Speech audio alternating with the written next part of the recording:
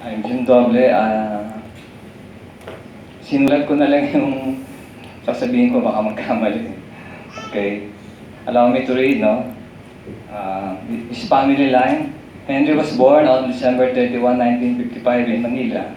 He was the youngest of the 6 siblings of Emiliana Mapili Pimentel from Aringay, La Union, a registered nurse and graduate of Mary Child's Nursing School.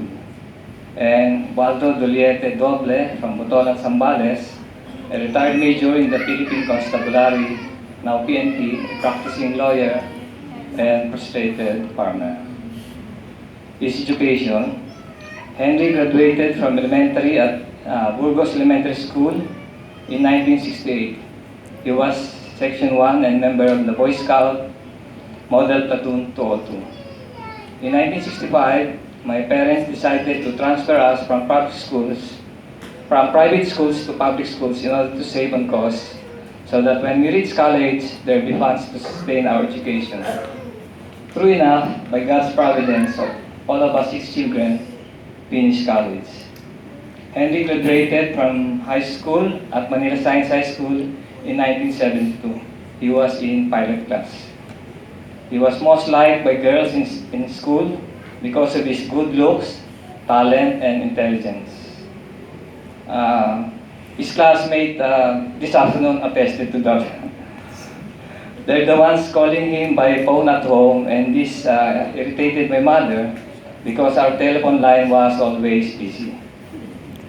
Henry graduated from college at the University of the Philippines, Bachelor of Science Architecture in 1977. He passed the board exam in 1980. My mother gave him more baon than me.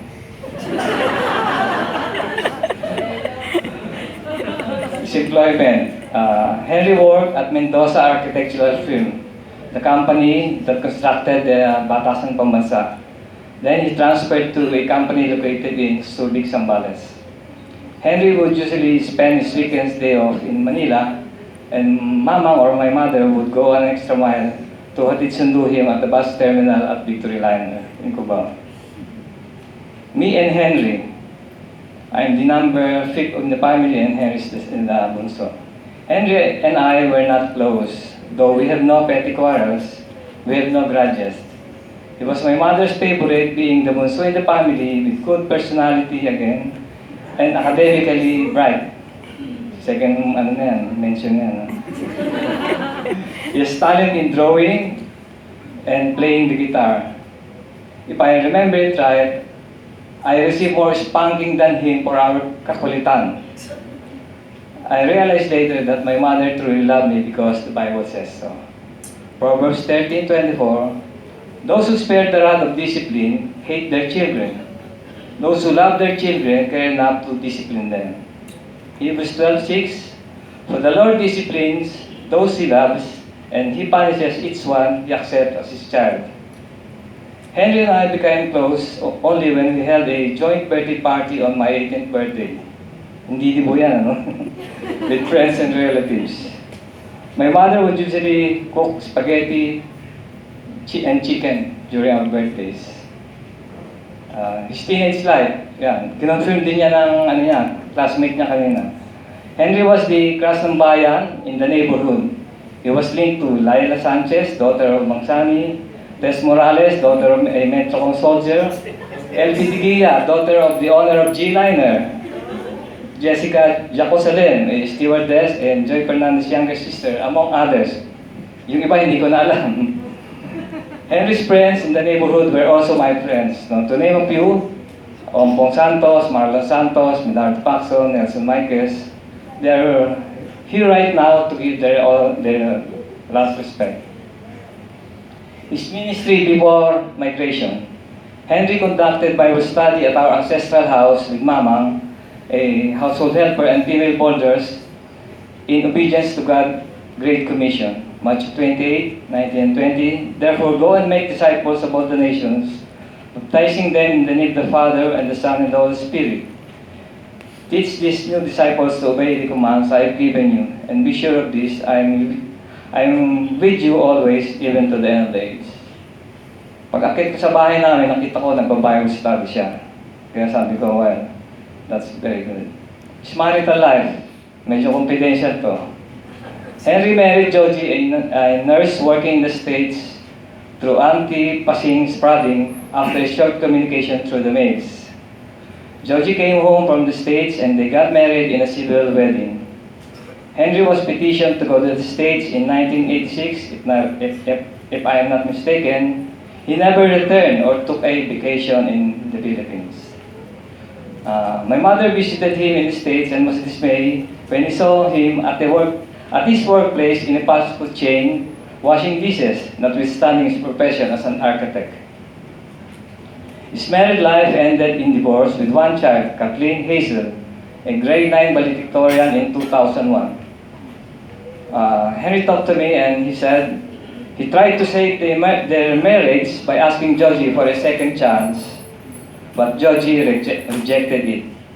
After some time, Eulogy asked for reconciliation, pero ayaw na niya, but Henry turned it down. Henry remained single while Eulogy remarried to an American, and their only child was adopted by the American husband. His ministry in the States. Henry and I had a phone conversation one day and was surprised to learn that he quit attending church for several years. I asked him why. He told me that he was discouraged because there were many hypocrites in their congregation.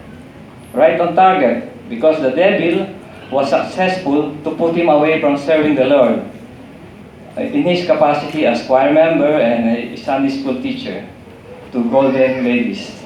I gave him this verse to ponder. Hebrews 10:24 and 25. Let us think of ways to motivate one another to acts of love and good works. And let us not neglect our meeting together, as some people do, but encourage one another, especially now that the day of his return is drawing near. Again, I was able to talk to Henry for more than 1 hour. In our last talk on November 26, 2016, Henry was back in church. But I was disappointed to hear that in the States, his church not exempted, the pastor would preach sermons only pleasing to the ears. Biblical truths about sin, about hell, abortion, or same-sex marriage, which might offend some members, were not preached in the pulpit for fear of losing members and their tithes. Though I disagree with his opinion, I just continued listening to him to avoid debate, because Henry, as you all know, is an argumentative person. Medyo mahabang mag-discussion. No? For me, everyone should submit to God-delegated authorities. Example, a member to his leader, an employee to his boss, or a child to his parents to enforce order, because God is not a God of confusion, but God of order. His divine appointment, medyo nakakaiyak. In the morning of April 24, Manila time, I received a text from my sister in California informing me that Henry was found dead in his apartment. I'm sure the time is perfect because our life on this earth is on God's hand. God is in control of everything, and His promise of eternal life to those who believe and accept Jesus Christ as Lord and Savior is sure to come to pass. Salamat po.